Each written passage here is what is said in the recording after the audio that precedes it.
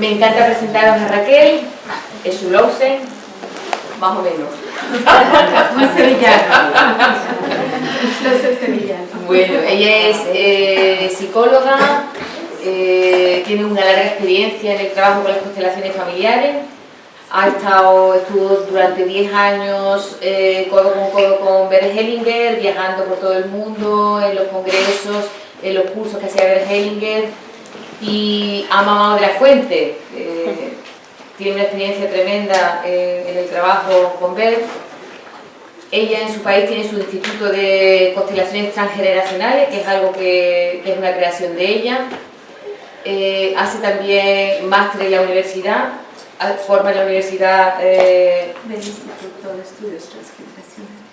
Del Instituto de Estudios Transgeneracionales, que está soplando ella.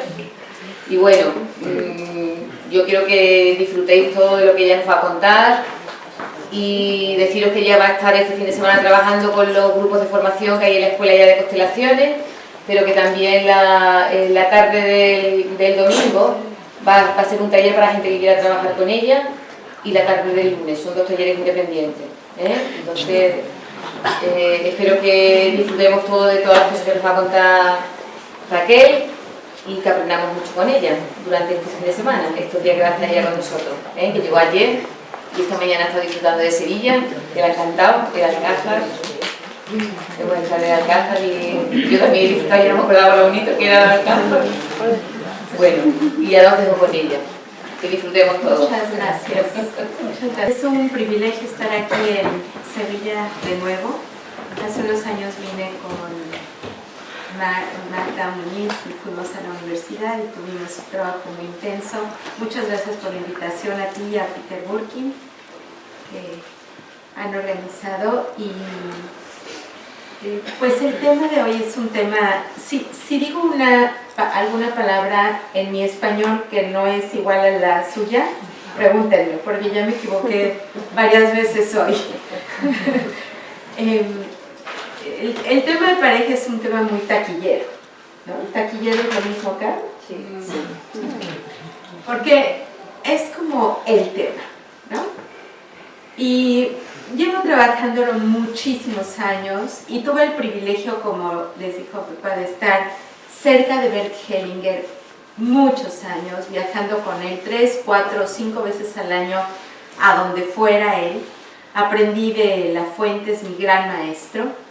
Y en 2008 yo agarro mi camino, él decide abrir franquicias y trabajar de otra manera, y yo, que era pionera en mi país y con el Instituto Bert Hellinger a su nombre, desde 2005 yo había querido manejar todo esto de una manera muy profesional, muy académica, porque creo que es un método extraordinario y tiene muchísimas cosas que ofrecer. Y la visión que hoy vamos a trabajar de pareja es la visión transgeneracional, que tiene mucho que ver con toda la historia que trae atrás y toda la filosofía que se descubre a través de las constelaciones, y que tiene una comprensión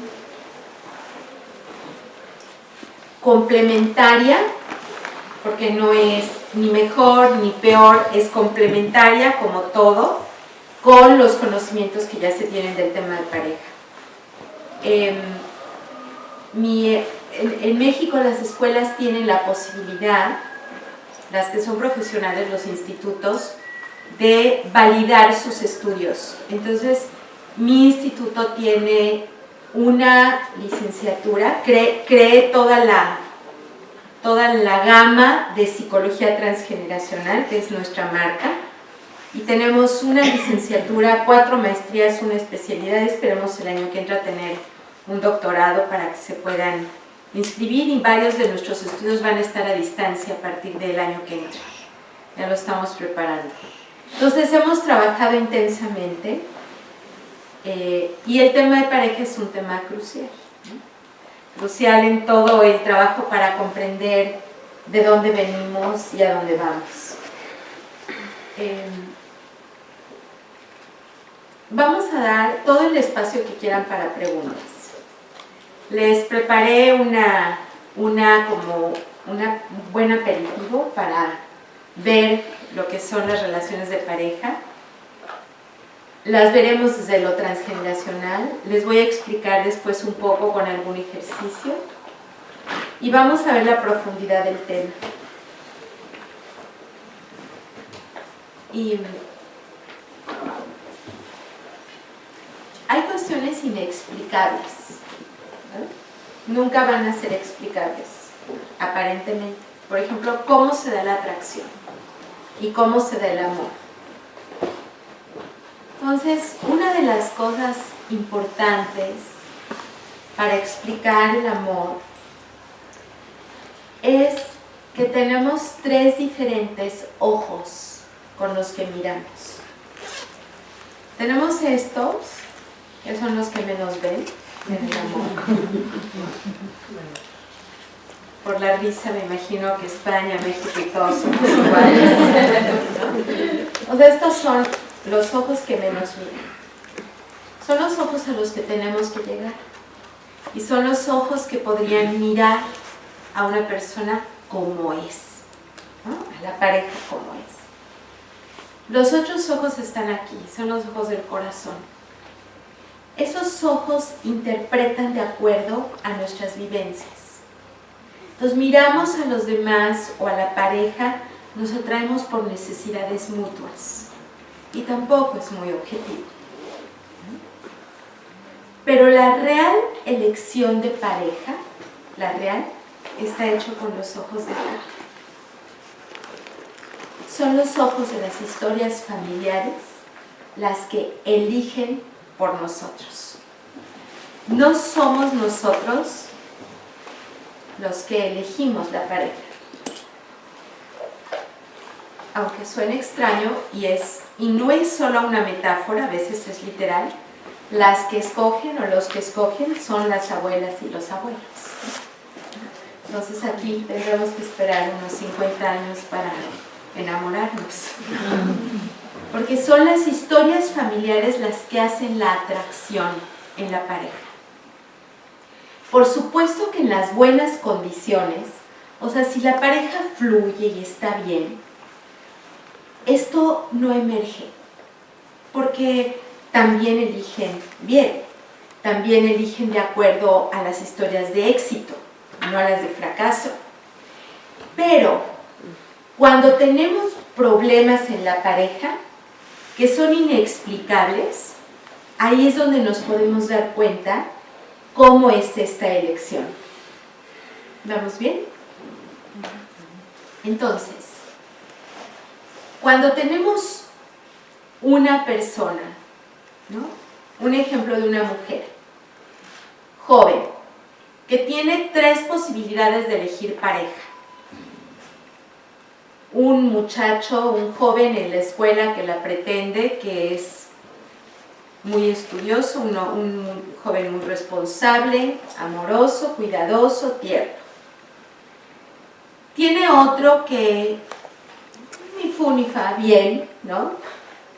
La lleva bien, pero es de otro grupo social, ni mejor ni peor, simplemente de otro grupo social, otra religión, ¿no?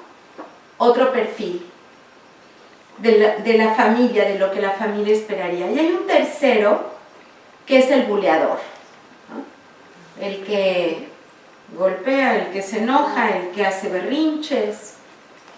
Y curiosamente, ¿a qué se atrae ella? A eso. Claro.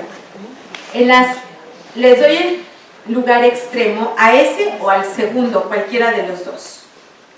En el tercero, estamos hablando de una situación de violencia, porque es donde más se puede ver cómo escogemos con los ojos de atrás. ¿Por qué teniendo otras 2 opciones menos peligrosas, su alma, su corazón, su tendencia, elige uno que la va a maltratar? Y entonces, en las situaciones extremas es donde podemos ver las formas de enamoramiento profundo. No solo se atrajo al principio porque pudo haber estado guapo, buen mozo, interesante, no solo violento, pero puede ser que con la violencia ella decida que mejor se echa para atrás. Bueno, es un acto sano. Conocemos cómo nos van con las parejas, hacemos pruebas, vemos que sí, que no, ¿no? Pero puede ser que no, que a pesar de eso, esté enganchada en un lugar que no sabe por qué es. Y eso es lo que estudiamos con profundidad. Puede ser que otra chica, para seguir con este ejemplo, se enamore del segundo, el que es de otro grupo social, otra religión, y está totalmente convencida, a pesar de saber que lo van a excluir de la familia, que no se va a poder casar de acuerdo a los cánones de sus propias familias, que no va a ser aceptada ni en la de él ni en la de ella. Pero bueno, así es el amor, se atrae y se va de boca por él. Esa es una segunda. Y se queda. Son dos ejemplos muy buenos para enseñar cómo funciona el amor biográfico. El amor son encuentros de biografías. Eso que le llaman el flechazo no son más que encuentros de biografías que se encuentran en el momento de sus necesidades entrecruzadas. Y son necesidades que no fueron formadas durante la niñez. Esos ojos están acá. Y ahí tenemos posibilidad de hacer prueba y error. Sino son cadenas que vienen de atrás y que de alguna manera determinan las formas de amar. Las formas de amar son memorias. Tenemos memorias atrás familiares que determinan las formas de amar. Entonces, en el primer caso, no tenemos pensamiento lineal cuando estamos hablando de lo transgeneracional. Entonces, yo no puedo decir que una persona se deja golpear porque seguramente sus padres, ¿no?, vivieron violencia en sus casas. No necesariamente. Tampoco necesariamente los abuelos, ni las abuelas. Sino que nuestras formas de amar son metáforas. Y a veces son metáforas de campos sociales. Puede ser que se trate de familias que ambos estuvieron en guerras. Puede ser que se trate de familias, ¿no?, donde se atrajeron y había habido duelos abiertos, violencias sociales, violencias familiares, no necesariamente golpes, porque no estamos hablando de imágenes literales. Cuando nos enamoramos, no nos enamoramos de imágenes literales, sino nos enamoramos de metáforas. Las metáforas del amor familiar. En el segundo caso, vimos, es una persona de otro grupo, ¿no?, otra religión, otras costumbres. Y sabemos que las dos familias no van a poder ensamblar. Y está bien si lo decidimos como una decisión consciente, pero estas decisiones a veces no son conscientes. Las decisiones conscientes son poder hacer negociaciones, decidir qué pasa con una familia o con la otra, poderlo hablar, avisar a las familias, no hacerlo en secreto, porque eso solo va a provocar cada vez más distanciamiento. Entonces, cuando no se está haciendo con toda la conciencia, y cuando no se trata, por supuesto que todos nos podemos unir a personas de otros grupos sociales, otras religiones, pero tenemos que hablar, negociar, avisar a las familias, tenemos que saber lo que puede pasar, tenemos que poder entrar a las casas de uno, de otro, sin problema y empezar a ajustar lo que significa. Pero cuando no lo hacemos así, y cuando el amor se atrae a algo prohibido en la familia y se oculta, hay que buscar atrás esa forma de amor conflictiva, ¿cuál es la historia que está tejiendo atrás? Y a veces nos encontramos con un abuelo que tuvo una casa oculta, una familia oculta, o que se tuvo atrás, alguien tuvo un hijo y nunca lo reconoció.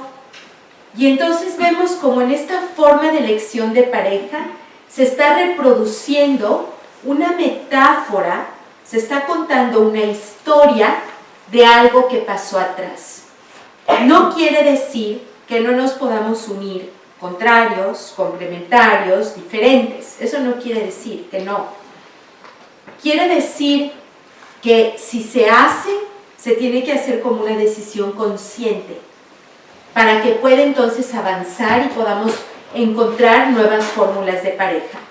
¿Me explico? Entonces, vemos como en el primer caso es solo un ejemplo, no quiere decir que es una ley, es un ejemplo. Vemos qué historias había atrás. En el segundo caso también tenemos una historia atrás de un abuelo que tuvo una familia encubierta, y entonces en la forma de amar lo que nosotros elegimos es la historia de alguien más. Entonces, a veces la persona que elegimos no es la persona que creemos, sino si elegimos con los ojos de acá, entonces las proyecciones que hay acá atrás se pasan aquí adelante y elegimos con estos ojos del pasado lo de hoy. ¿Vamos? El silencio es un parecido con un original, ¿no? Es mera coincidencia. Entonces, las formas de amar son muy profundas porque llevan muchos años. Nosotros no inventamos la forma de amar, sino conforme esas proyecciones que están en la persona de enfrente se empiezan a disolver y se disuelven a través del conflicto. Cuando las parejas empiezan a discutir, a arreglar sus diferencias, a aceptarse uno al otro, se empiezan a desvestir las proyecciones que venían de atrás. Y entonces hay muchas más probabilidades de crear una fórmula nueva de pareja, una fórmula propia de pareja. Poco a poco empezamos a ver con estos ojos y poco a poco empezamos a ver con estos ojos. Pero esto se tarda, en el poco a poco es largo, ¿no? Largo, muy largo, porque depende de la madurez que vaya teniendo la pareja. Cuando estamos en pareja, el otro o la otra es nuestra terapeuta. O sea, nos va diciendo las cosas que no podemos ver. A veces no las podemos aceptar, porque como las dicen con alto volumen, ¿no? Entonces nos cuesta mucho más trabajo. Pero si le quitáramos el volumen y podemos recoger la sabiduría de las palabras que surgen en un conflicto de pareja, podríamos recuperar en qué lugares tenemos que cambiar, transformar, modificar. También la otra persona, no nada más uno de los dos. Cuando estamos con la pareja, creamos una tercera realidad que está aquí entre los dos. Y esta tercera realidad está formada de 4 encuentros biográficos. Toda la línea materna de él, toda la línea paterna de él, la línea materna de ella y la línea paterna de ella. Ahora, solo por cuestiones didácticas utilizo el él y ella para explicar, pero las parejas del mismo sexo tienen la misma forma de amarse, con historias distintas. Parejas del mismo sexo, de mujeres o de hombres, no importa.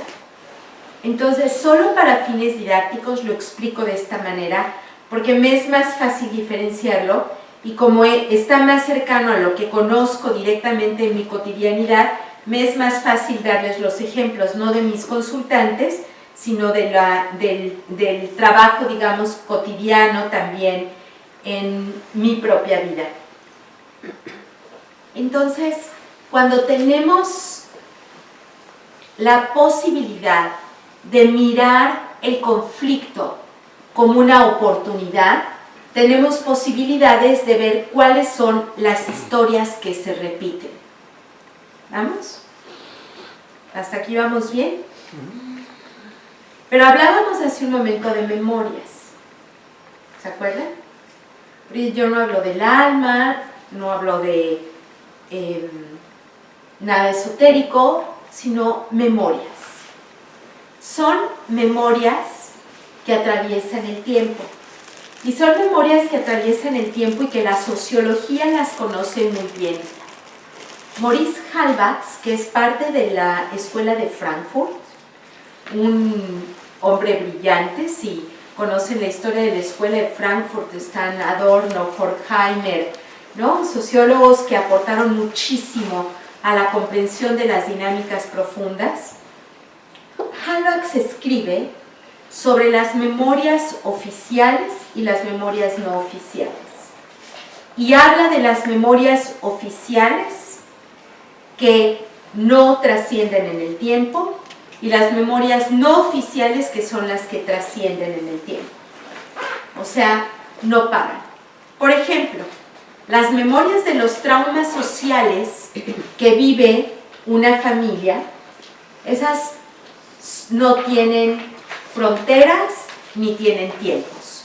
¿Qué quiere decir? Que si la familia o la pareja emigra, pues emigrará con esas memorias, esté en España, esté en México, en Francia, en Alemania, en cualquier lugar, emigran con ella esas memorias, no tienen localización y no tienen tiempo, porque aunque no se hablen, se transmite de alguna manera toda esta historia familiar. Esas memorias tienen un impacto importante, porque son memorias que se activan, y la que lo descubrió con una precisión impresionante fue Anna-Anselin Schutzenberger en su psicogenealogía. Ella habla de síndromes de aniversario. Algo emerge, algo se destapa en un momento de la vida que tiene que ver con una historia previa y hay un gatillo, ¿no? Hay un gatillo que dispara. Entonces ella encuentra cosas muy interesantes que después, cuando la leí, la empecé a aplicar al conocimiento de la pareja. Una pareja, para ver un síndrome de aniversario, una pareja vivía perfectamente bien, perfectamente bien. Él tiene una crisis económica muy fuerte, y se tienen que achicar, ¿no? Se tienen que cambiar a un espacio mucho más pequeño, cambiar a las niñas y a los niños a una escuela pública, tienen que cuidar mucho más sus finanzas mientras se levanta. Y entonces surge el problema, un problema enorme. ¿Cuál es el problema? Que no se habían dado cuenta cuánto gastaban en alimento, porque eran una familia con muchísima solvencia. Y tampoco él había nunca reparado en que ella tenía dos despensas, donde en una ponía todo lo que usaban y la otra la usaba para poner no perecederos, alimentos enlatados, que cuando caducaban los sacaba y volvía a llenar. Pero ahora llega el momento de irse a un departamento más pequeño. Y ninguno tiene dos despensas, ¿cierto? O sea, en 80 metros no va a haber dos despensas. Y ella entra en reacciones físicas. Cada vez que encuentran un lugar de buen precio correcto y no tiene ninguna posibilidad de tener dos despensas. Reacciones físicas de sudoración, las manos, los dedos se le ponen fríos, reacciones de trauma, absolutamente reacciones de trauma, que es cuando me consultan. ¿Por qué? Porque vienen por un problema de pareja, ellos creen que vienen por el problema del departamento. Como tenemos todo este bagaje en el trabajo de psicología transgeneracional, donde claro que tomamos como el más importante a Hellinger, mi gran maestro, pero tomamos a muchos otros transgeneracionales, a Nancy Schutzenberger, Halbach y muchos otros, está Borso-Merinaghi, tenemos muchos otros que nos permiten ver qué pasa en los espacios y qué pasa en los silencios de las parejas. Entonces, al ponerme a indagar sobre la historia de la familia de ella y la familia de él, entramos a un tema muy interesante y muy doloroso para su país. O sea, los abuelos vivieron la Guerra Civil Española, de esta pareja que les digo. En el caso de él, llegaron a México y estuvieron bien. En el caso de ella, muchos murieron de hambre en esa época, y los que se salvaron porque una de las abuelas vivía en las afueras y tenía un granero donde había guardado alimento que sirvió para la familia toda esa época. En el código de ella no era tener dos despensas, era salvar la vida. En el código de las memorias familiares, tener comida guardada por si se necesitaba, de no perecederos, equivalía a salvar la vida, no a gastar dinero. Son otros códigos, se van formando vocabularios en cada uno de ellos. Por eso les decía que los grandes conflictos en las parejas, hace un momento les decía, son grandes oportunidades. Podrían haberse divorciado por el tema, pero se amaban. Entonces, descubierto este asunto, la pareja pudo empezar a negociar. Las reacciones físicas y el trauma social de las memorias no le permitía a ella no hacerlo, pero les permitió hablar de otra manera del tema, reservar una cuarta parte de donde encontraran para vivir, que pudieran, para que hubiera no perecederos. También negociaron el hecho de que los iban a sacar antes de que caducaran para usarse, porque no podían tirar comida. O sea, las negociaciones pudieron realizarse en lugar de que se hiciera un conflicto que duraría muchísimo tiempo. Otra pareja con el mismo ejemplo, una pareja que se quería, se amaba y ya habían pasado por 5 terapeutas. No llegaron conmigo, llegaron con una de las todas extraordinarias docentes, hombres y mujeres del instituto, pero llegaron con una que me dijo, voy a ser la 6ª terapeuta muerta en esta pareja, vamos a supervisar antes, ¿no? Y entonces fue fascinante, le dije, ¿sabes qué? Tráete la psicogenealogía, haz la historia familiar de los dos, me la traes antes de empezar con un tratamiento. Y fue fascinante, porque nosotros combinamos metodologías que son afines. La psicogenealogía es una. Y entonces los trae, nos sentamos a ver y le empiezo a preguntar qué pasó acá en la familia, cómo están estos cruces, y descubro por qué no pueden hacer acuerdos de dinero. Una pareja bien avenida, con un amor que pocas veces se ve en una pareja que tiene 15, 17 años de unidos, o sea, muy bien, queriendo resolver su tema de dinero. ¿Cuál era el problema? Para ella era vital guardar todo, para él era vital gastarse todo.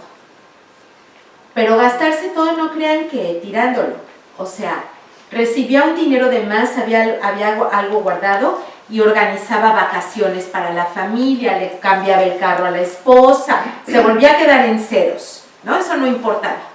Pero para él era imprescindible. Cuando veo la historia familiar, digo, ya sabemos por dónde tiene que ser el problema. No es dinero. Por supuesto que no se trata de dinero. No se trata de que lo tire y ya lo guarde. Se trata de los traumas sociales y familiares de ambas familias. En el caso de ella, viene de una familia que en uno de las tormentas terribles que hubo en una ciudad en el norte de México, perdieron todo. La ciudad se inundó, subió 1,5 metros el agua, todo se perdió, casas, todo se perdió. La humedad es muy salvaje, ¿no? ¿Cómo salió adelante la familia de ella? Una de las abuelas, si era la abuela, o no sé si materna o paterna de ella, había guardado, sin que supiera el abuelo, era para su vejez de sorpresa, había estado guarde y guarde y guarde dinero. Con ese dinero que ella guardó, que no es que fuera mucho, pero era lo suficiente para empezar un negocio pequeñito, ese se hizo más grande y toda la familia salió adelante. Había todo un concepto de éxito a través de guardar, de no perder la vida, de recuperarse, había todo un diccionario alrededor de eso. En el caso de él, cuando él tenía 3 años o 4 años, frente a él, de un infarto fulminante, murió su padre. Para él, no hay mañana, hay que gozar hoy. Entonces, tenemos una familia, una pareja que se quiere, que quieren seguir juntos, que no se pueden poner de acuerdo en el tema de dinero, que es básico para la vida en pareja y sobre todo cuando tenían ya hijos. Y entonces, gracias a esto, a que descubrimos las memorias de atrás y los ojos con los que se enamoraron, ambos pudieron resolver cada uno el propio trauma fuerte que venía en el caso de ella como heredado en un vocabulario específico, y en el caso de él venía con el propio trauma de haber visto cómo su padre se desplomaba frente a él y entonces no hay mañana. Entonces, vemos en estos ejemplos la magia con la que se elige pareja. O sea, al final, esta pareja se unió por lo mismo que quizás se iba a separar si no lo descubrimos, o iban a malvivir juntos por mucho tiempo porque se querían mucho.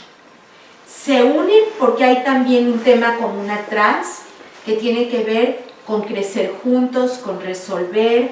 Hay un tema relacionado con supervivencia, ¿no? Hay estos temas espejo que vienen en una de las familias y en la otra. Muchas veces en la consulta con parejas, cuando indagamos, por ejemplo, que están en tristeza ambos, probablemente en una vienen de muertes, hay historias de muertes tempranas, en la otra hay orfandad, en la otra quizá en otra pareja ya suicidios atrás o algún suicidio, y de este lado un padre o una madre que muere muy temprano y deja hijos muy pequeños, ¿no? O una abuela, un abuelo, en fin. La noticia que a lo mejor ya saben es que elegimos muy poco. O sea, nuestros grados de libertad para elegir una pareja son pocos, a menos que podamos crecer en el proceso a través del conflicto. No necesariamente el conflicto es bueno o malo. Hay conflictos que son solamente proyecciones de lo de atrás y reflejos de lo de atrás. Y hay veces tenemos problemas que son conflictos de otra naturaleza. ¿Vamos bien hasta acá? Mientras lo quieres ponemos... hacer? ¿Lo quieres hacer? Sí. Eso no era previsto. Y les doy un poco de explicación de lo que vamos a hacer, de lo que vamos a ver. Hace 3 semanas tuve el privilegio de ser invitada por Silvia Sánchez Alcántara, que es una mujer muy conocida en México, de Retos Femeninos. Si ustedes, todos los lunes publico ahí en esa página un artículo, se llama retosfemeninos.com, todos los lunes publico, y tuvimos un evento para 7,000 personas en el Día Internacional de la Mujer, y preparé algo para el grupo para poder entender que no solamente las relaciones de pareja nos dejan ver cómo elegimos, sino esto que les preparé es para ver por qué las relaciones de pareja, una vez que no están funcionando, ¿por qué no nos podemos salir de ahí? Que también pasa.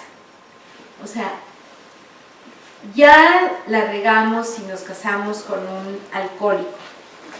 Ese alcohólico ya entró en estados de violencia. No pensábamos, claro, en todo el perfil de cuestiones de género, que lo vamos a cambiar, ¿no? Acá también. Y no funciona. Entonces, ¿por qué una persona que es infeliz en una relación, que no se puede salir de ahí, que no sabe cómo corregirla, por qué no puede solo agarrar la puerta y salirse? Probablemente sea económicamente independiente. ¿Por qué no puede? Entonces, ¿por qué se congela una separación? Porque tenemos todo, es nada más la punta del iceberg. Abajo hay muchísimos elementos muy importantes. Están las historias familiares de ella, nuevamente por cuestiones didácticas les puse ella y él. Están las historias familiares de él también, que son muy importantes. Pero de esas historias familiares lo más importante son las memorias. Las memorias de uno y las memorias de la otra. Y son memorias que llamo memorias del inconsciente familiar. Y estarán, espero que ya para fin de año salga mi libro, y en el libro están descritas. Estas memorias familiares son muy importantes. Parte de lo que les he explicado son las memorias familiares, pero en la separación se activan también. Entonces, no me puedo separar a pesar del maltrato. ¿Por qué? Porque una persona no puede agarrar y decir, hasta acá. ¿Sabes? Tengo 32 años, ¿no? Yo no viví esto en mi familia y no entiendo por qué permito que lo hagas. Adiós, ya te esperé 3 años a que te reformaras, no te reformaste, hasta aquí llegó. ¿Por qué empezar con la cuestión de culpa, de si yo soy la responsable o al revés, ¿no? Lo digo porque las relaciones de violencia son más marcadas con perfil de género de hombre a mujer, pero no quiere decir que no haya. ¿Por qué una pareja que ya se separó hace 12 años se sigue peleando como cuando estaban casados? Y entonces la O está ahí, y si yo quiero hacerlo, ¿a ti en qué te perjudica? Y si lo haces, ¿en qué me beneficia? ¿Por qué 12 años después, una pareja que ya se separó, aunque tengan hijos, no pudieron crear la fórmula de dejar de ser pareja y seguir siendo padres? Inexplicable, ¿no? Desde la lógica. ¿Por qué una pareja va a quedarse unida por los hijos? nada más. Eso organiza unas culpas espectaculares a los hijos. O sea, son los hijos de goma, ¿no? Por ellos sufre la madre o por ellos se queda el padre y pierde todo. O sea, les estamos enseñando con esto que los problemas no tienen solución y que ellos son no el origen de por qué estamos juntos, son el origen de por qué sufrimos juntos. Pero ¿cuántas familias siguen conviviendo de esa manera? Que esté con otra, pero que no me deje. Están ya separados, él tiene otra relación o ella tiene otra relación, y como ven, no es que se me haya cortado el dibujo, es que efectivamente uno de los dos está sin pies. O sea, que esté con otra, pero que no me deje. En este método no hacemos juicios, para nada. Me tocó un caso así. A ella no le importaba lo que él hiciera, con tal de que estuvieran juntos. No le importaba ni su alcoholismo, ni sus juegas, ni las otras mujeres. Ella solo quería estar con él. Pero entendiéndolo desde el lugar de lo sistémico o entendiéndolo desde el lugar del juicio, que no es la lógica transgeneracional, solamente se puede pervertir lo que ella pasaba, ¿no? Más bien, al entender lo transgeneracional, pudimos comprenderlo más y pudimos trabajarlo. Ella era hija de un padre alcohólico y de una madre muy sumisa que no tenía fuerzas para oponerse. Cuando ella tenía 3 años de edad, a la madre aguantó que la golpeara y que la golpeara cuantas veces necesitó. Pero la vez que esta chiquita salió a jugar con la pelota y estaba cayendo un poco de lluvia, el papá la metió y la iba a golpear porque se había mojado un poquito en la lluvia, y eso sí ya no lo aguantó la mamá. Entonces se mete en medio para que no golpee a la niña, él monta en ira, jala de los cabellos a la madre, la saca de la casa, la sube al carro, ¿no? Manejan y de esa ninguno de los dos regresó. Él estaba alcoholizado, chocaron, pierden la vida. Entonces, ella, en su elección de pareja, está recreando esa escena todo el tiempo. Entonces, para sus memorias, cualquier cosa es mejor que estar separada. Cualquier cosa.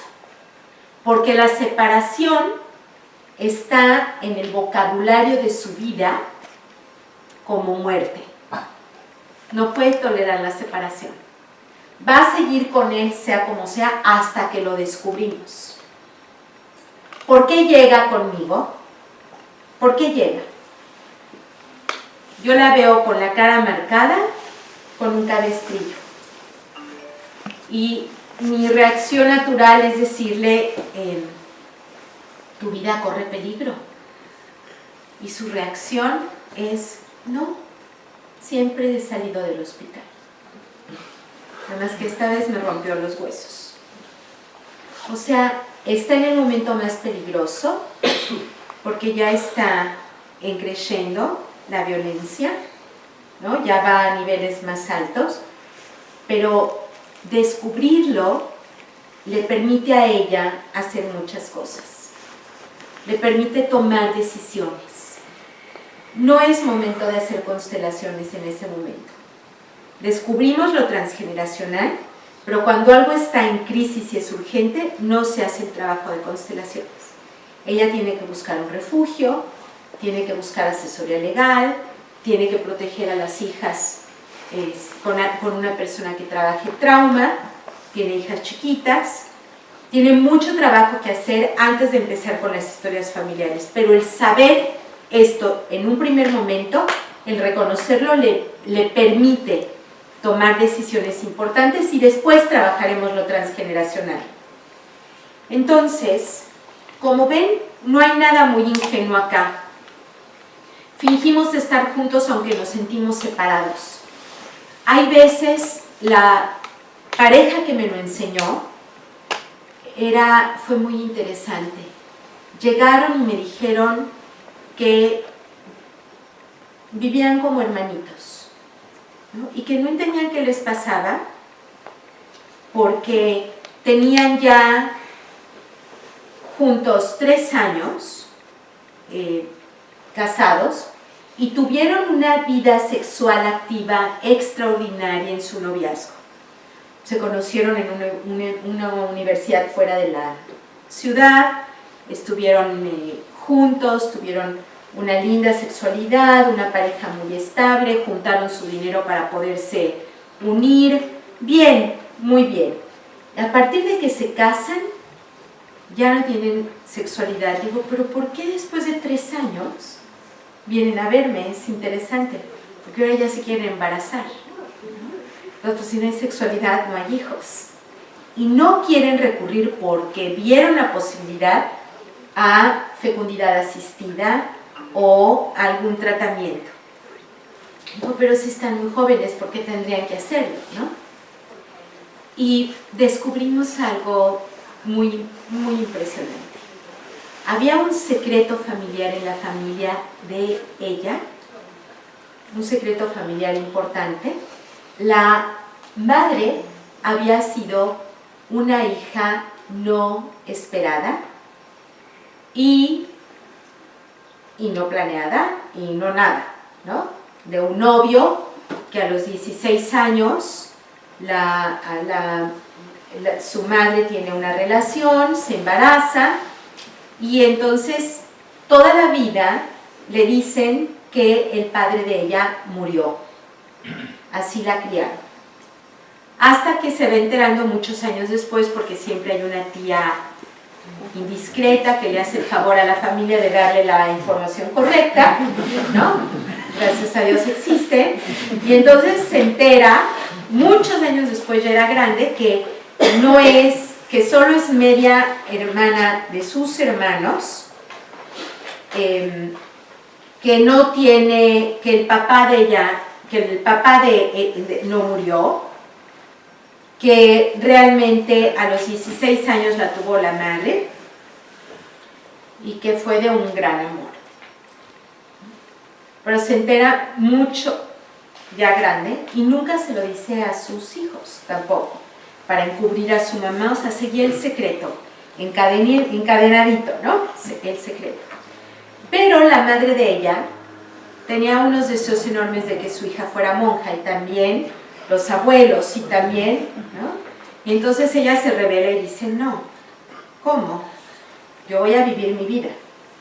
En el caso de él, también hay historias relacionadas con embarazos no esperados y no deseados, pero con mujeres fuera del matrimonio, en familias aparentemente muy conservadoras, ¿no? Con su religión, muy estables, bueno, no, pero tenían afuera, ¿no? Otras familias. Y entonces el abuelo quería que el padre de él fuera sacerdote y se revela. A él nunca le dicen que fuera o que no fuera, ¿no? Pero vemos aquí culpas, expiaciones por los dos lados. Entonces, claro que mientras vivieron su noviazgo, lo vivieron con mucha libertad, pero a la hora de casarse, como dice Borsome Jinagi, surgen las lealtades invisibles, ¿no? De ambas familias, y entonces se casan un cura con una monja. No puede haber sexualidad. Así es como descubrimos cuál era para ellos el muro en la cama.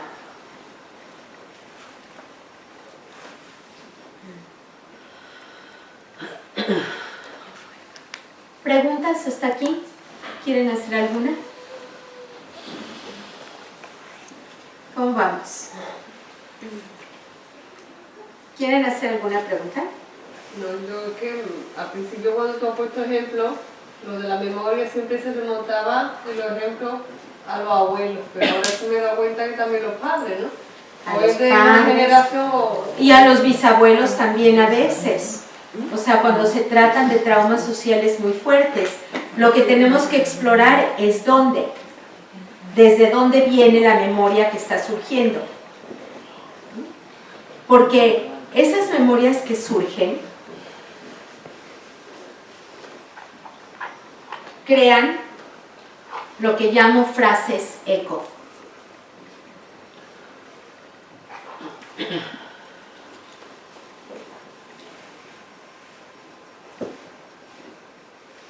Que vienen de las historias familiares. ¿Cuáles son las frases eco? Las que gobiernan nuestras vidas y no nos damos cuenta. Son frases gobernadoras. ¿Cómo nos damos cuenta que existen? Porque se repiten, porque se repiten, porque se repiten. Una frase gobernadora, para el ejemplo de una de las parejas que les di, la pareja donde está la abuela que salva y el padre que muere. Para él, la frase gobernadora es: no hay mañana. Para ella, hay que guardar para vivir. Son frases gobernadoras. De alguna manera determinan tu forma de vivir. Y hay frases extraordinarias que también nos salvan. O sea, de repente decimos, ¿no? Enfrentamos una situación dificilísima y decimos, ¿pero de dónde saqué la fuerza? No sé ni cómo se me ocurrió esto, ¿no? También vienen historias de fortaleza, de familias de migraciones que se cayeron, se levantaron, de familias que tuvieron pérdidas, ¿no? Que las recogen, de familias que hicieron una migración muy difícil y de todas maneras son capaces de levantarse, de recuperarse. No todo es trágico, pero aquí no estamos hablando de lo que funciona, sino de lo que se atora, ¿no? Esas frases, por ejemplo, determinan la forma de mirar y de haber elegido a la familia del otro. Fíjense, ¿cómo vamos a pensar que yo escogí casarme con un hombre X, que tiene la mitad de su madre y la mitad de su padre, que son los abuelos y abuelas de nuestros hijos, que los hermanos de él son las tías y los tíos de nuestros retoños, y que yo creo que mi familia es mejor que la suya? Esa es una frase muy peligrosa en una pareja. Muy peligrosa. Porque, ¿cómo va a pasar eso? O sea, entonces, ¿que los abuelos de unos son mejores que los otros? ¿O de dónde viene eso? Y viene de la forma de mirar de atrás. Pudo haber sido que uno no fuera aceptado atrás por alguien de la familia que haya tenido otra religión, otro nivel socioeconómico, otras costumbres, que haya venido de otro país, otro color de piel. Muchas veces los temas de discriminación son los que están gobernando la forma en la que estamos viviendo. Los temas de racismo en las historias familiares. Otra frase es: no sé si te quiero, pero sin ti no puedo vivir, ¿no? Esa frase la conocen acá, supongo, ¿no? Pero esto es imposible. O sea, todos los adultos podemos vivir sin otro, ¿cierto? Pero es una frase que viene desde muy chiquitos. Es una frase de un pequeño a un grande. Sin él no puede vivir, o sin ella. Entonces, a veces las encontramos en familias donde atrás hubo orfandad, o donde se murió muy temprano la madre o el padre, o donde se pierde un hijo y la madre entra en un duelo terrible y no es capaz de darle nada al bebé o al hijo que está vivo. Tenemos que buscar cuál es la historia atrás, pero esta frase no puede ser. ¿Están de acuerdo? Como que no sé si te quiero, pero sin ti no puedo vivir. Todos podemos vivir sin todos, acá y en cualquier lado, ¿no? Creí que con el tiempo ibas a cambiar. ¿La conoces?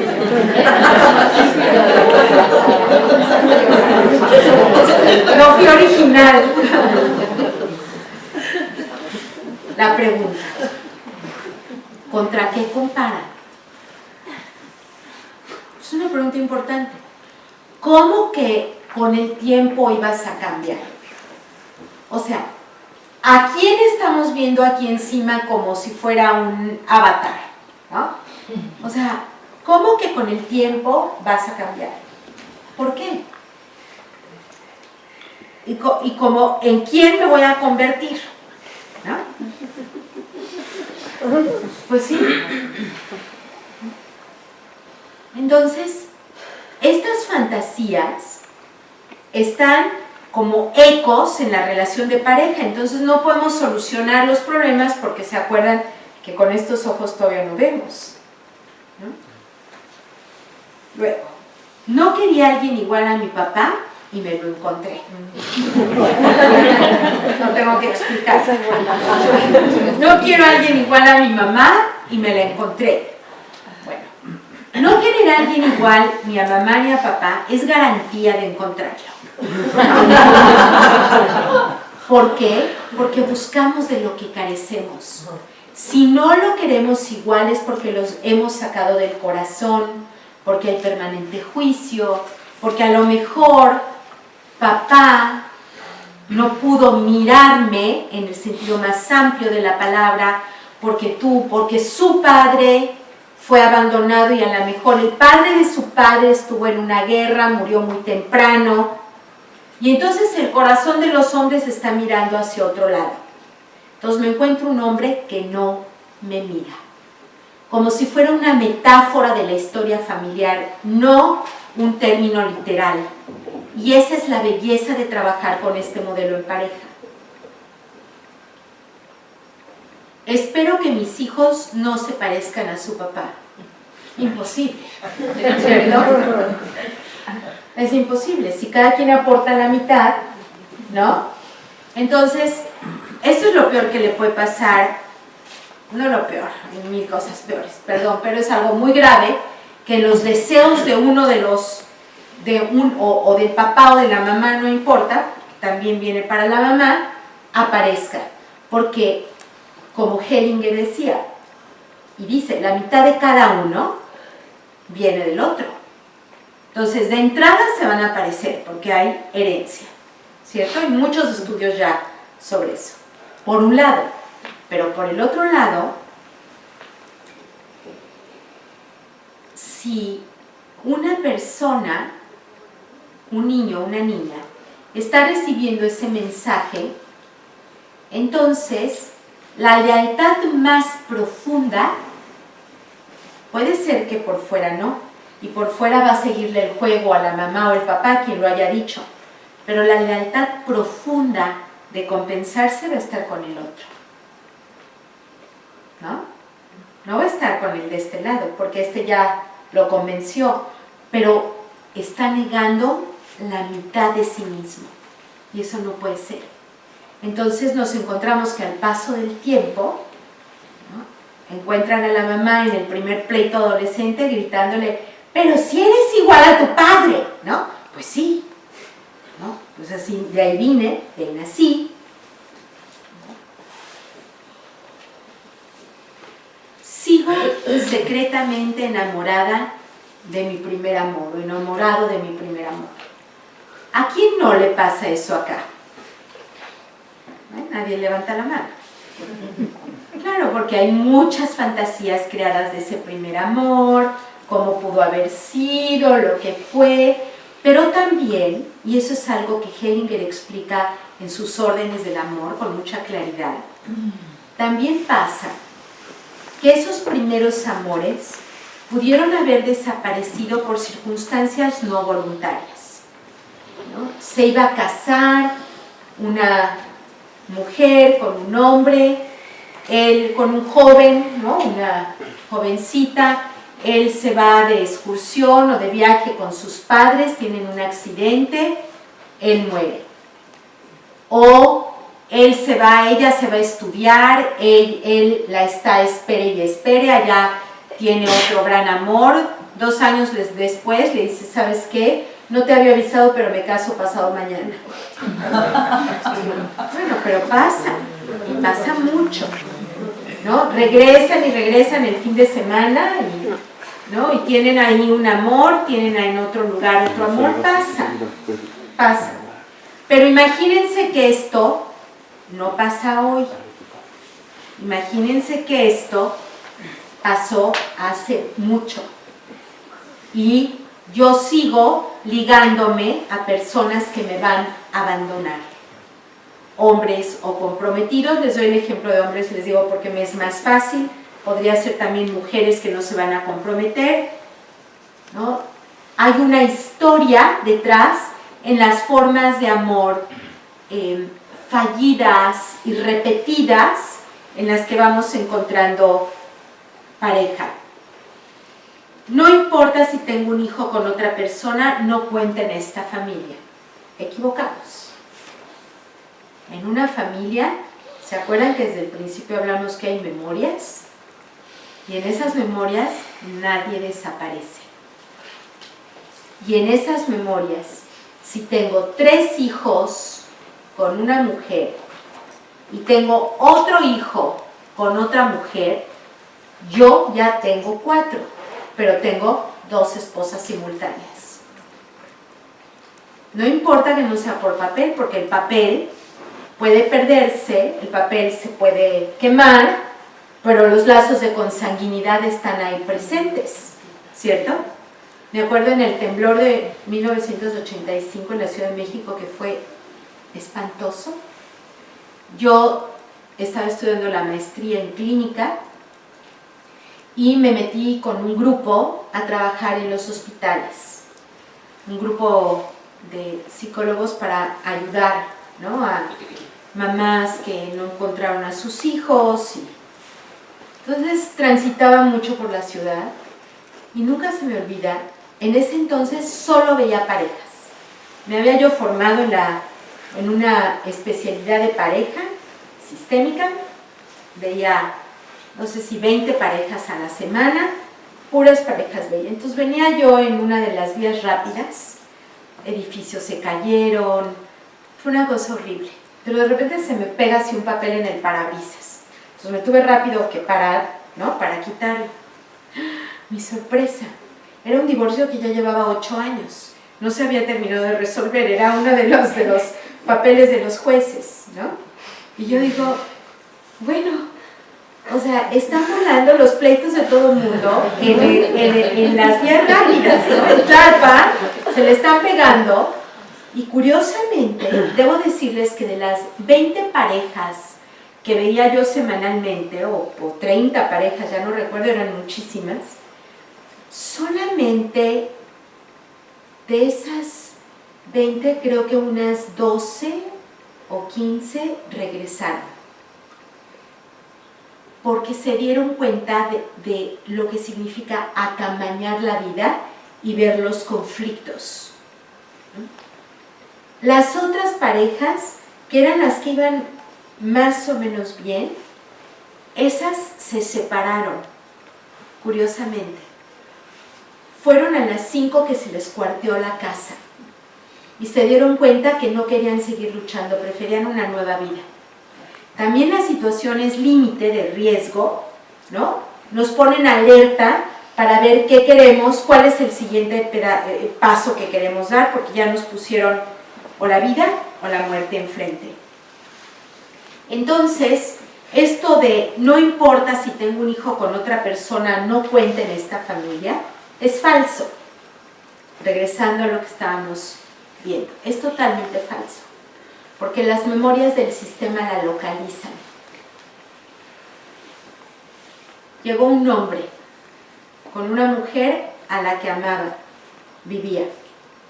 Habían estado de novios desde los 17 años.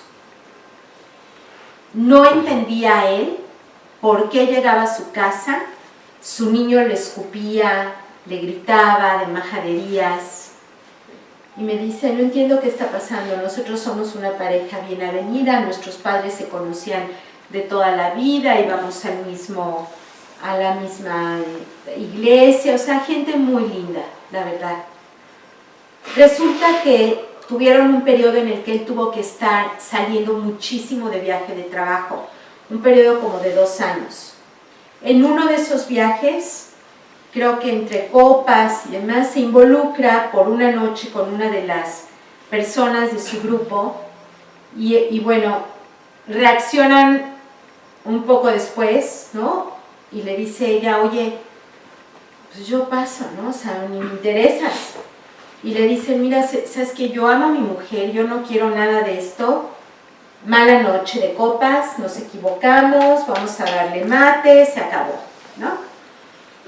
Pero ella tenía 39 años para entonces, pensó que nunca se iba a embarazar porque nunca se había embarazado y se embaraza. Y decide no perder a su bebé, porque era como la única vez que ella iba a poder quedar embarazada. Entonces le avisa varios meses después y de esta historia, ¿cómo me entero? Porque haciendo la constelación para ver qué pasaba con el hijo, veo que un hijito de 6 años, en lugar de estar mirando hacia los padres, mira hacia el otro lado y le digo, bueno, pero ¿qué hay afuera de la familia? Y entonces me cuenta esta historia.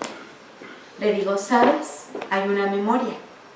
Un hijo no puede respetar a un padre que abandona a otro hijo. Me dice, pero no lo abandoné. Como mi padre fue un hijo no reconocido, a este hijo yo sí le di mi nombre, los sábados lo voy a ver, no tengo nada que ver con su mamá, pero sí cuido que él esté bien. Le dije, bueno, eso es lo que crees, pero conoce a los abuelos, a los primos, a tus hermanos, a tus hermanas. ¿Conoce a su medio hermano? No, pues es un hijo oculto y tu hijo está enojado. Entonces me dice, pero si lo hablo con mi esposa la voy a perder. Le digo, puedes hacer como quieras, o sea, puedes hacer como las avestruces y ya, pero no, hacer como que no pasó nada. Pero mira la consecuencia, ahí está ya con tu niño. Como unos 3 meses después vino con la esposa.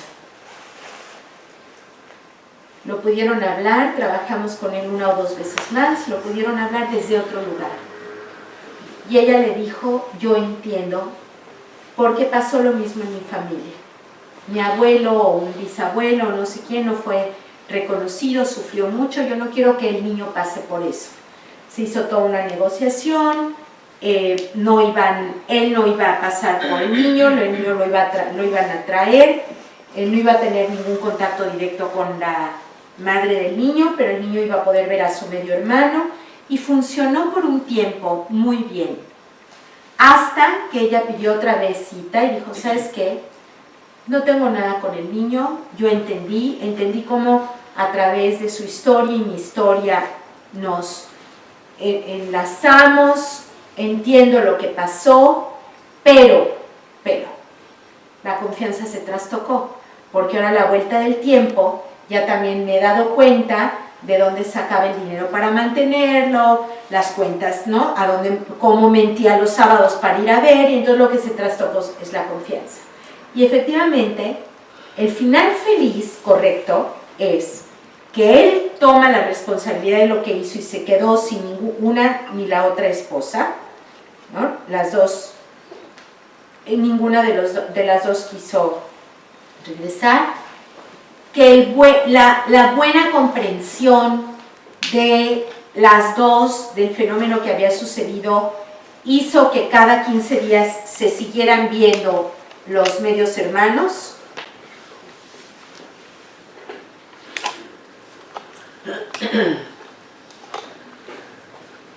Hizo que se siguieran viendo los medios hermanos, y finalmente la relación con su hijo, que era para lo que él venía, pues se compuso. No quiere decir que se haya hecho sin crisis, ¿no? No fue fácil para nadie, pero las memorias familiares no puedes así tapar el sol con el dedo, ¿no? No se puede, no hay manera. ¿Vamos bien? ¿Alguna pregunta hasta acá? Sí. A ver, si no te he entendido mal, yo entiendo que memorias familiares son memorias que vienen de tu historia familiar, entendiendo por familia gente de tu sangre. ¿Lo he entendido bien? gente de tu sangre o O sea, que de tu- se relacionaron con amor. Porque la del novio que muere, por ejemplo, no era de tu sangre, pero había una profunda relación de amor.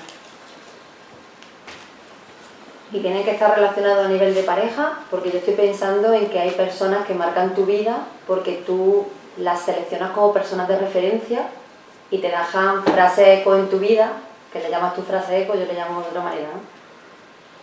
Hay frases eco de personas de referencia a lo largo de tu vida que no tienen que ver con tu sangre o con las parejas de personas que se relacionan en tu familia, que realmente te pueden marcar mucho. Entonces no sé si eso lo contemplas tú dentro de lo que llamas memorias No. familiares. No. Entonces, Esas eso personas no- son las que nos hacen crecer. Esas personas nos hacen crecer, nos hacen cuestionar nuestras memorias del pasado y se generan nuevas. Esa es la esperanza de cuando nosotros trabajamos. Porque si no, imagínate, qué terrible. Yo he dedicado, igual que Pepa y muchos de ustedes, toda la vida a trabajar con la psicología. Es porque incluimos nuevas memorias. Y tienes razón, no son frases seco, se van a volver frases seco, ¿no? En este momento son las frases que nos hacen crecer. Las frases seco vienen de atrás, es un concepto que diseñé pensando en lo de atrás, la reverberancia que tiene algo que ya no tiene palabra, solo se traduce a través de los síntomas. No puede, no a través de la palabra, pero efectivamente mucha gente en nuestra vida nos hace crecer. Y esa es la función terapéutica más importante, la inclusión de nuevas memorias, ¿no? Así vamos creciendo. Por eso es que muchas veces estas cadenas se rompen y podemos generar nuevas memorias que permitan otro tipo de procesos. Por ejemplo, memorias inconscientes familiares, no conscientes. La MIF, que le llamo en el libro de Psicología Transgeneracional. Pero, por ejemplo, en la pareja que les di el ejemplo de la alacena, al poder verbalizar y pasarlo por la palabra, incluyeron la nueva memoria. O sea, cuando haces, es el mismo concepto psicoanalítico de hacer consciente lo inconsciente, pero acá no son memorias individuales, son memorias familiares y ancestrales y no necesariamente directas. ¿Estamos?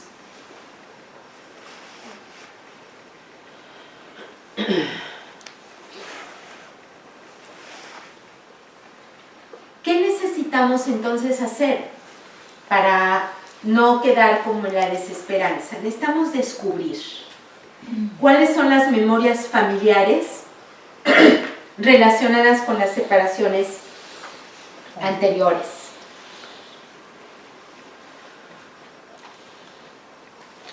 Concientizar cuáles memorias se parecen a lo que estás viviendo en el presente.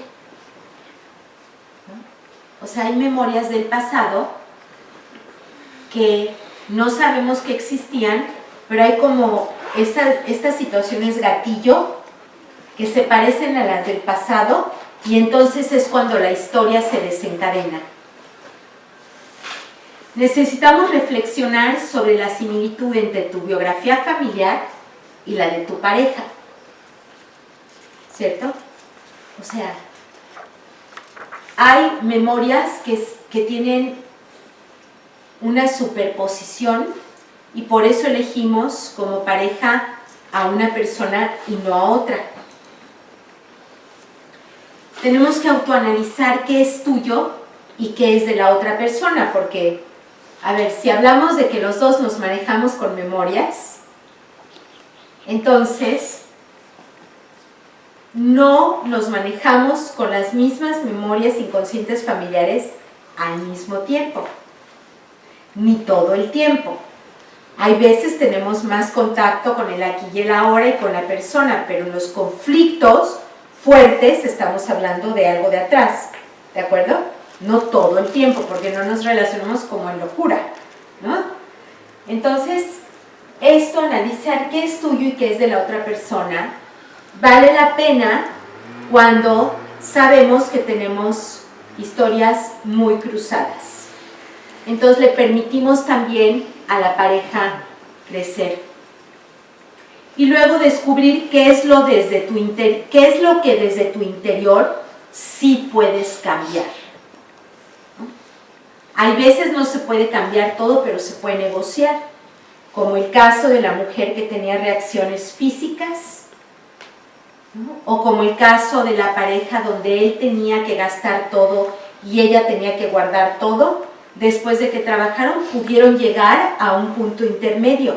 Antes no tenían posibilidad de negociación y por supuesto que siguieron teniendo conflicto en el tema, porque no nos inventamos, ¿no? Seguimos con eso ahí, pero somos capaces de ceder para incluir nuevas memorias. Y la pareja nos permite todo el tiempo reinventar la vida. Y no quiere decir, cuando digo la pareja, no quiere decir uno para toda la vida. Puede ser, ¿no? Como una amiga mía muy simpática que en un grupo le dijeron, ¿y cuántos años llevas de casada? Ella dijo 32, ¿no? Yo era la única que la conocía y no dije nada. Cuando salimos le dije, ¿32? Me dice, con el primero tanto, con el segundo tanto. Había juntado 32 años.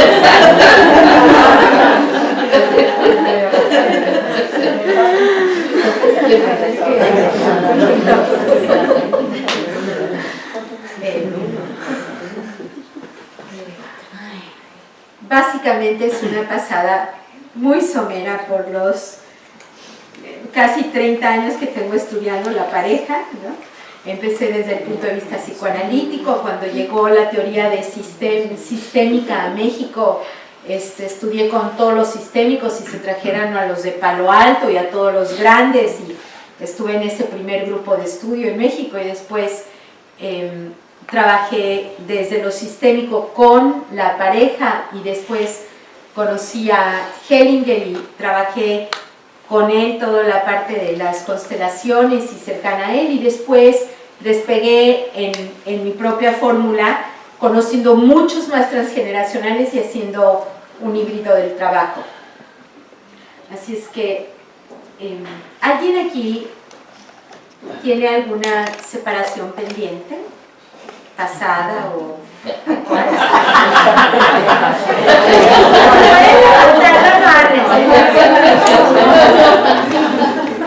Eso para ver si les hago una constelación interior o no.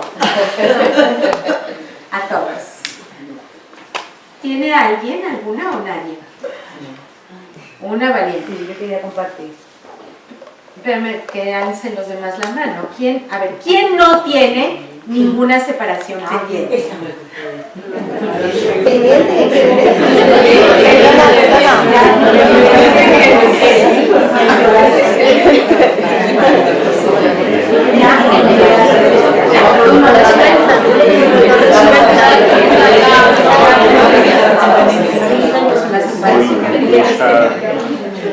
Pendiente. Entonces, ¿quién alza pendiente?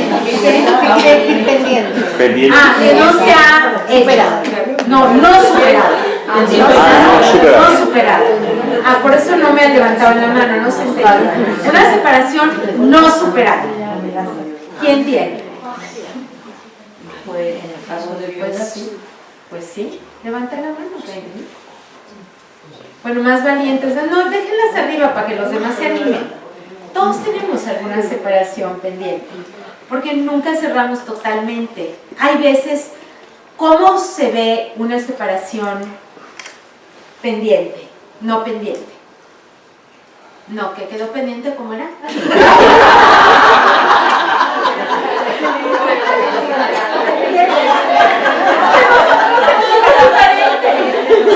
La separación no superada, no efectuada. La vemos por sus efectos. Por ejemplo, seguimos guardando el rencor,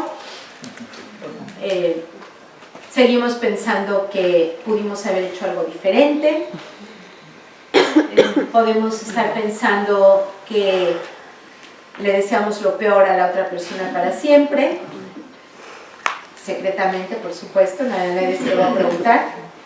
Podemos no poder hacer pareja por largo tiempo, ¿no? Porque tenemos una separación pendiente, seguimos con la otra persona aunque la otra persona no esté. O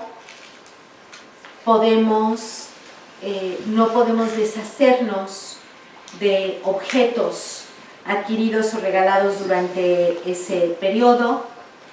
O sea, hay muchas formas de ver cuando tenemos todavía una traducción, relación que No superada. no superada. No superada. A veces no terminamos de aprender qué hicimos también nosotros ahí, cómo participamos, cómo nos enganchamos, qué fue lo que hicimos, qué fue lo que dejamos de hacer. Entonces, o para qué fue el aprendizaje, qué es lo que de nosotros aprendimos ahí. Y entonces podemos empezar a superar la pérdida sin culpas y sin necesidad de lastimarnos. Entonces, en resumen, ahora ya quedó claro por qué, metafóricamente hablando, las abuelas nos escogen las parejas y como todas las teorías de psicología que hablan de pareja, todas sirven, todas son buenas y todas ven un segmento importante, pero no todas las terapias aplicadas de la teoría le sirven a la persona en ese momento.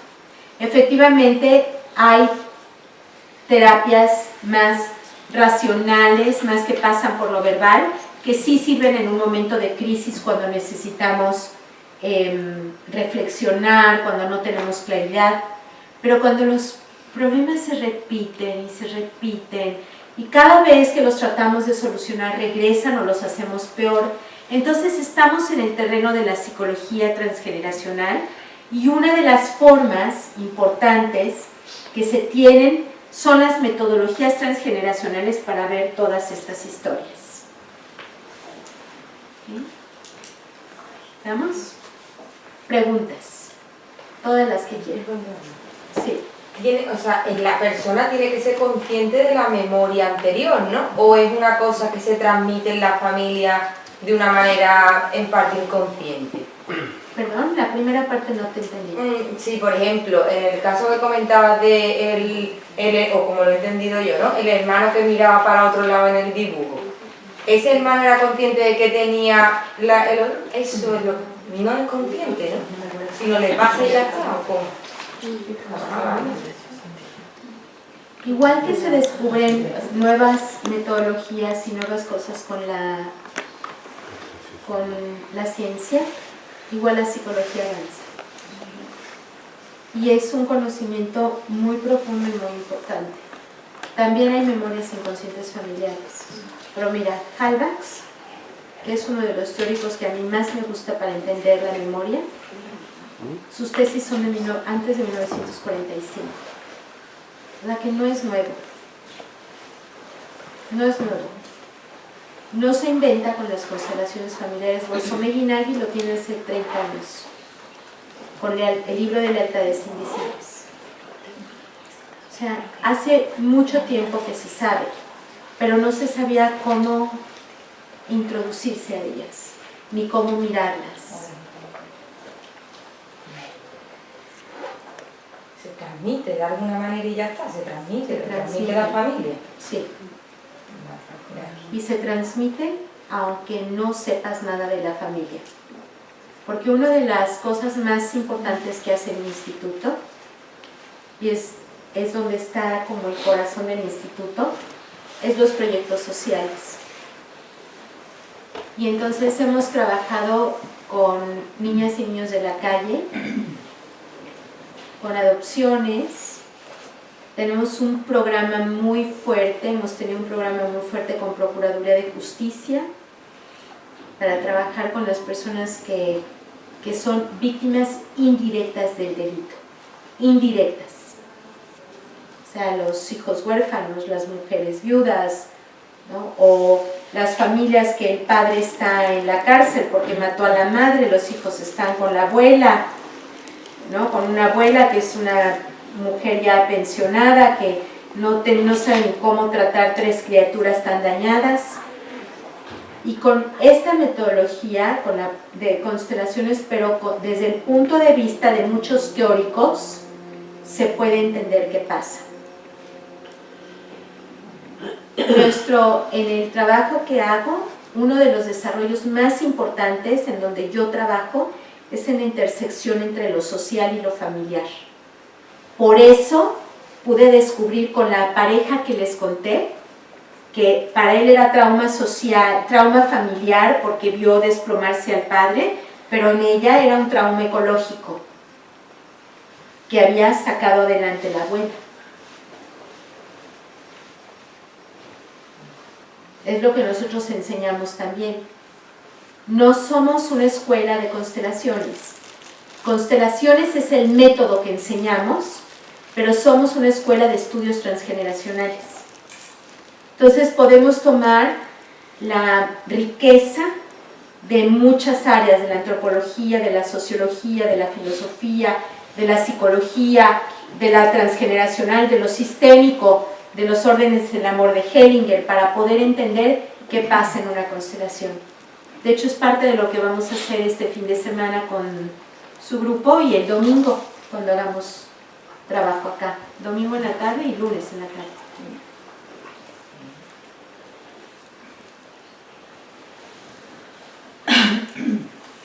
¿Tenían alguna pregunta? Siento que me tengo que quitar del autobús. Me he perdido. Voy a otro pueblo, me tienen que recoger. Yo sí tengo una pregunta. Gracias por haber venido de tan lejos. Igualmente, me gusta mucho. En el caso de la mujer de la defensa que tenía reacciones físicas de sudor y demás, en el caso de una pareja, por ejemplo, que no tiene problemas médicos y tienen infertilidad, ¿también puede ser por un tema de este tipo? Puede ser. O sea, todo está bien, lo desea, lo quiere, pero no se queda embarazada. Entonces, como ha comentado el tema de la sudoración de esta señora, pues llegó a pensar que podría ser también un tema de memoria, ¿no? Sí. De hecho, en Barcelona, el próximo fin de semana voy a trabajar salud. Y una de las maestrías es psicología transgeneracional de la salud y psicogenealogía. Y estuve yendo a Alemania invitada por Gunther Weber durante 3 años, y en México trabajaba yo con un equipo, en México con Isabel Pérez y Víctor Velasco del equipo del instituto. Trabajábamos el seguimiento de casos de salud. Y sí hay muchas memorias importantes, memorias que si las descubrimos y no hay realmente ningún daño médico, pueden distender la presión interna. Recuerdo una pareja que traté, los dos estaban bien y no podían embarazarse, pero fue muy interesante porque cuando trabajo con salud trabajamos con seguimientos, porque hay que tener cuidado cómo empiezan a emerger las memorias, ¿no? Cuando trabajas con psoriasis no quieres que después de una constelación haya un brote por todo el cuerpo. O sea, lo que queremos es ir viendo lentamente cuál es el proceso e ir acomodando. Es proceso de salud. Entonces recuerdo una pareja que llegó por cuestiones de fertilidad, de fecundidad, que no podían, pero era maravilloso o sea, increíble. Ella no ovulaba. La metían en tratamiento, no, dejaba de ovular cuando estaban planeando embarazarse. Entonces a ella la metían en tratamiento y empezaba a ovular y a él le bajaba la cuenta espermática. ¿No? Pero ¿quién me las manda? Su ginecólogo, porque me dice, oye, es que yo ya hice todo lo que tenía que hacer. O sea, aquí hay algo extraño, porque además llevaban 2 años en tratamiento, suficiente para que un doctor cuidadoso se diera cuenta que había un patrón. Y bueno, no se las hago tan larga. En la familia de ella,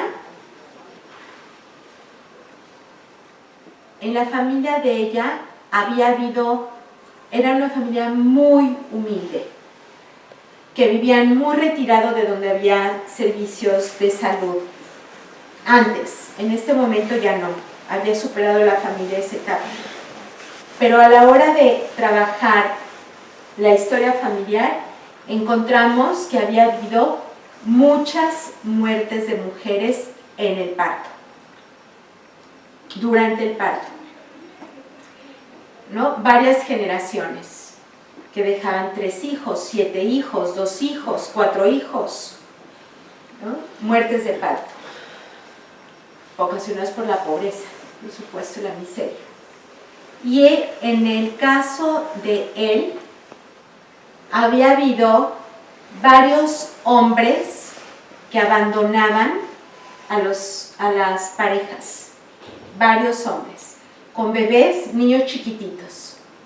Entonces, fíjense cuánto amor de esta pareja. Ellos no se embarazaban. Él, para no abandonarla, porque era una de las frases eco, para que no se separaran porque se amaban mucho, en estos códigos, ¿no?, descubiertos, y también para preservar la vida. O sea, el resultado era que no se podían embarazar, pero el origen era bueno. Solo que, y con esto es muy importante lo que les voy a decir, vemos que nuestros cuerpos no ocupan completos el presente.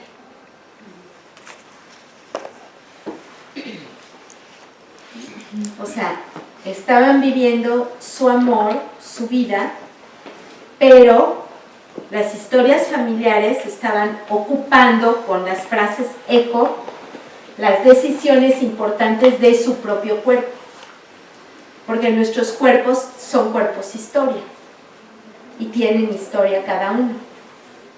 Entonces este es un muy buen ejemplo de una pareja estéril, que no era, ¿no? Y en este caso, igual que en otro, ¿cómo se arregla ese conflicto? ¿Cuál es la solución? ¿Paso a seguir?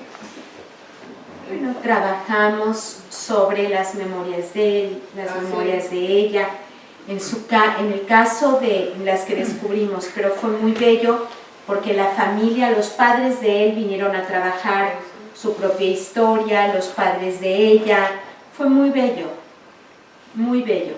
Y fue un proceso también, duró pocas sesiones, conmigo nunca son muchas, porque trabajo con este modelo. ¿Las sesiones que son de constelaciones en grupo o individual? También en grupo, seguimiento en individual, psicogenealogía y un poco de ver estas memorias cuáles son, de describirlas. ¿Ellos tienen que ser conscientes, ellos, la familia, de estas historias anteriores? ¿O constelando se va deshilando? Cada caso es Cada caso. ¿No es necesario que sean conscientes de historias anteriores?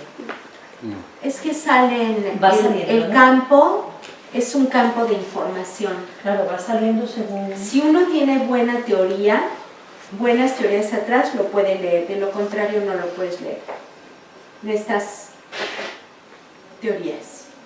O sea, no es mecánico. ¿Alguna otra pregunta? ¿Comentario?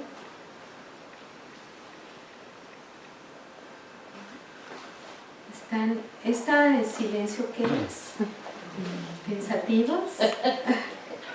Una pregunta. ¿Incrédulos? En las culturas donde hay poligamia, Sí, ¿está reconocida? sí. ¿Se puede aplicar esta teoría o los órdenes cambian? ¿Las No, no, no. relaciones familiares cambian? Si las quieres ver las familiares, son muy están restringidas en campos sociales diferentes. Pero te voy a platicar en mi caso y en cómo nosotros en la intersección de lo social y lo familiar. Recibo un hombre que me dice: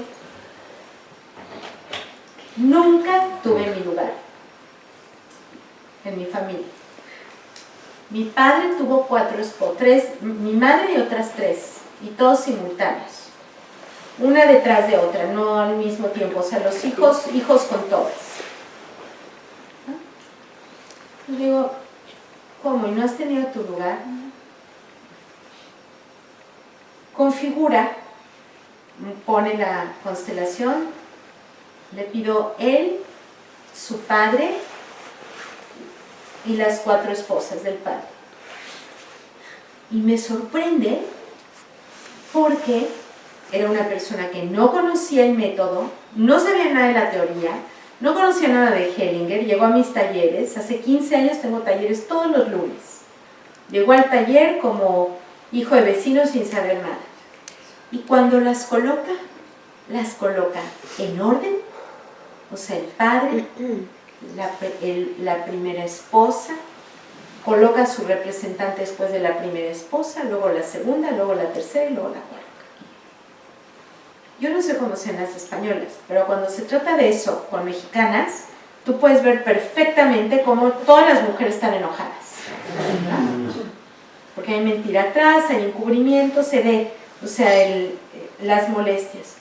Es la primera vez que yo veía que todo estaba estable. Entonces le pregunté, ¿de dónde es tu padre? Y me cuenta. Es lo único que le tuve que preguntar para entender. ¿De dónde es tu padre? Toda la familia, casi toda la familia, se quedó atrapada en la guerra del Líbano. Su padre tenía 2 años cuando un hermano del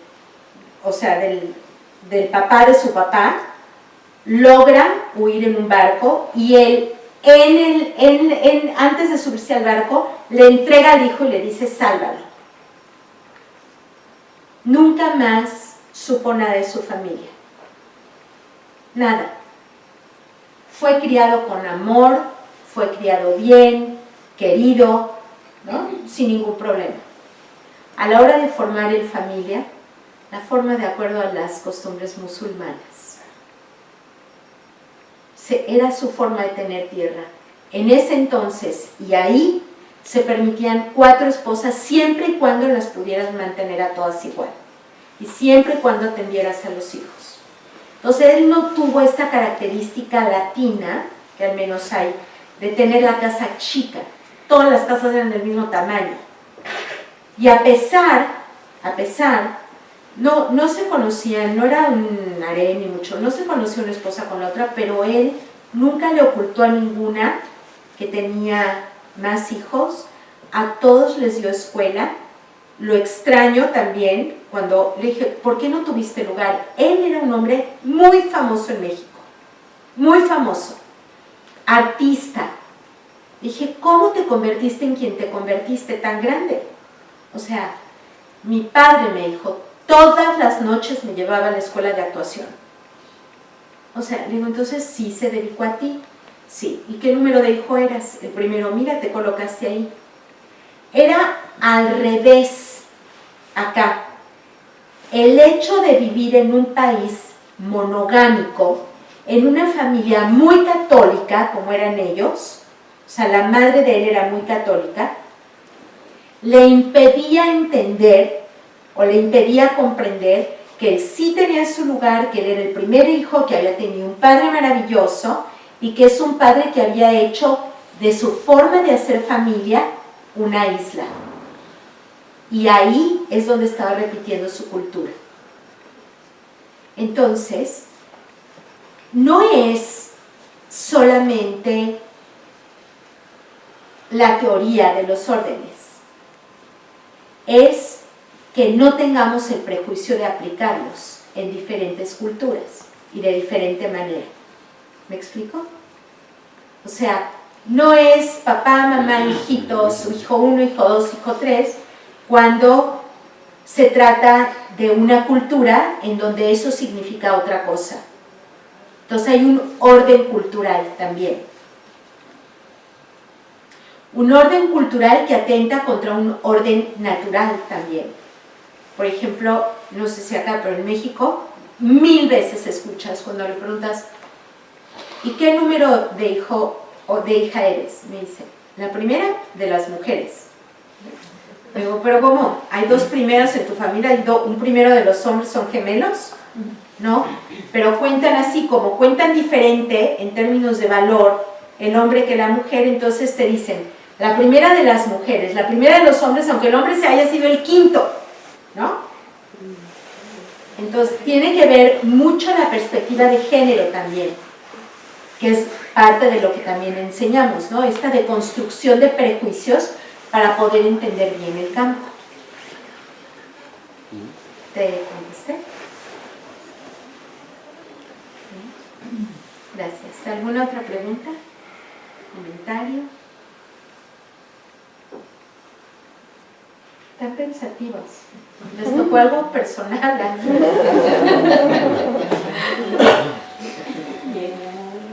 ¿Quieres que sigamos o cerramos? Yo creo que ya hora de cerrar, ¿no? Ya, ¿no? Sí, sí. Para que se vayan a reflexionar Sí, con sí, unas sí. tapitas y una cerveza. Muchísimas gracias a todos.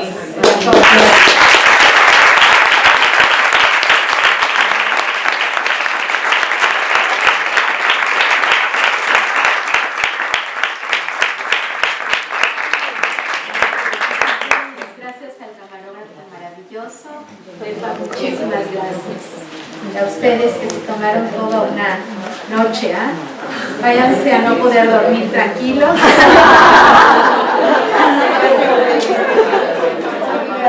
¿Cómo lo sabes?